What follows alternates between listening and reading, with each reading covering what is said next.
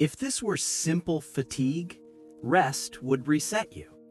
But you sleep and the heaviness remains. You take time off and resistance returns. You reduce workload and the friction stays.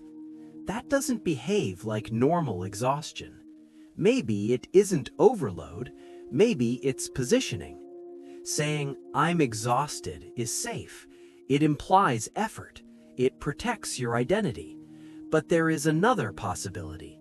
You may be investing energy inside the wrong structure, and that doesn't get fixed with sleep. The dominant logic is simple. If you feel drained, you must be doing too much, working too much, thinking too much, carrying too much. In physical terms, that makes sense. More output, more fatigue, nothing irrational. The problem begins when that explanation becomes universal. Every slowdown becomes burnout. Every hesitation becomes exhaustion. The reasoning is coherent, and because it's coherent, it rarely gets examined. But coherence does not equal completeness. You can spend 2 hours on something meaningless and feel disproportionately drained. You can spend 2 hours on something significant and feel sharper afterward. Same time, similar effort, different outcome. If volume were the only variable, the result would be proportional. It isn't. This introduces alignment.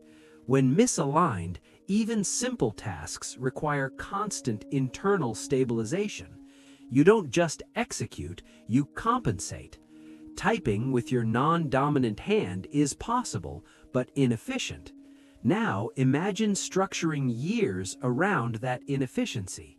That doesn't create explosion, it creates erosion.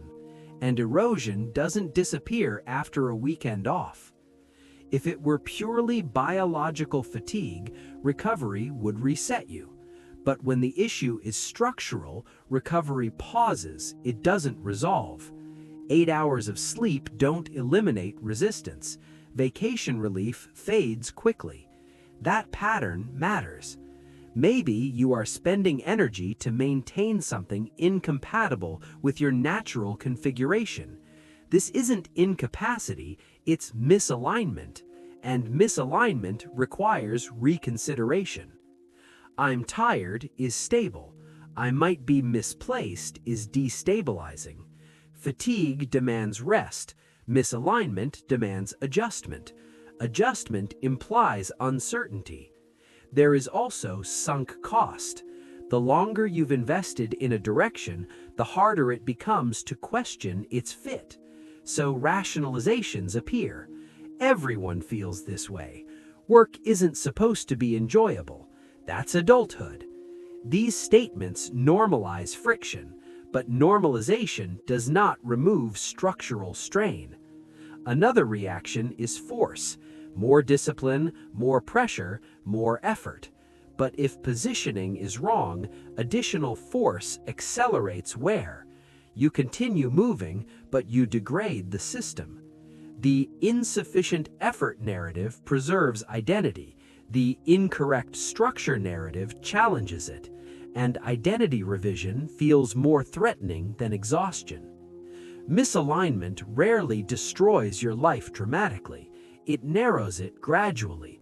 Performance remains acceptable, energy remains partial, motivation requires activation.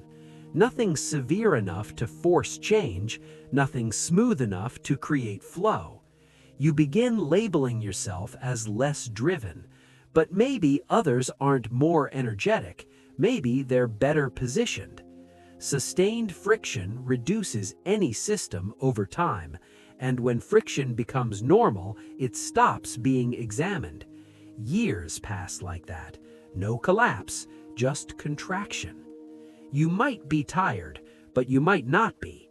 What you call exhaustion could be the daily cost of remaining misaligned. If it's fatigue, rest helps. If it's positioning, rest delays. And the difference between helping and delaying can consume years. There's no solution offered here, only a question that lingers. If it's not lack of energy, is it lack of fit? And if that were true, what would you have to reconsider? Nothing explodes, nothing collapses, only the uncomfortable possibility that your problem isn't intensity, but insistence.